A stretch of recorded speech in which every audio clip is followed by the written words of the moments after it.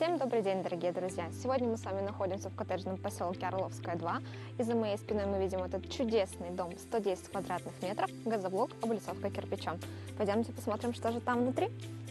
Итак, как только мы с вами заходим, мы попадаем в зону коридора. Здесь сбоку видим пространство специально под гардеробную зону. Проходим дальше. Здесь у нас первый санузел, а здесь уже зона котельной. Котлы установлены. Также есть отдельное окошко. И обратите внимание, очень необычно, кстати, для домов, свой собственный отдельный вход в котельную. Счетчики также уже все выведены. Пошли дальше.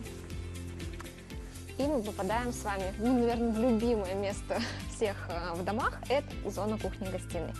Здесь, что очень удобно, выделена отдельно зона гостиной, 22 квадратных метра, и отдельно зона кухни, 10 квадратных метров. Также обратим внимание, что выходы на предполагаемую будущую террасу есть как с одной зоны, так и с другой зоны. И что еще очень классно и очень продумано, тоже не во всех домах это бывает, просто посмотрите на количество розеток, выключателей. Обычно все говорят мало-мало, но тут, думаю, будет достаточно. Теплые полы, радиаторы, все как обычно, все по стандарту.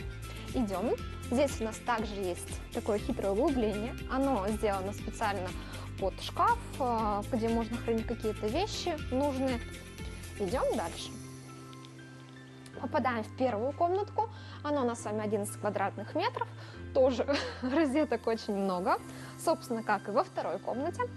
Посмотрим ее тоже. Это вторая комната, она у нас тоже с вами 11 квадратных метров. И сейчас покажу еще одну фишечку. Здесь у нас выход на террасу. И что очень прикольно, есть выход для ваших маленьких друзей. Если вдруг у кого-то есть животные, то спокойно можно здесь их выпускать погулять. И мы немножечко так обделили вниманием второй санузел. А второй санузел он у нас уже побольше. Он у нас уже с вами 5 квадратных метров. И также здесь у нас есть дополнительное окошко. И что еще хотелось бы дополнительно добавить, участок, здесь огромный участок, 13 соток. Соседи не так близко, поэтому своего собственного пространства достаточно много.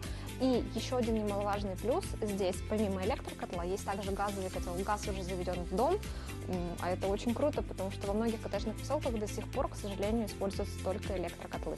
Дом в наличии, дом в продаже, дом уже в предчистовой отделке. Звоните, пишите, приедем, посмотрим.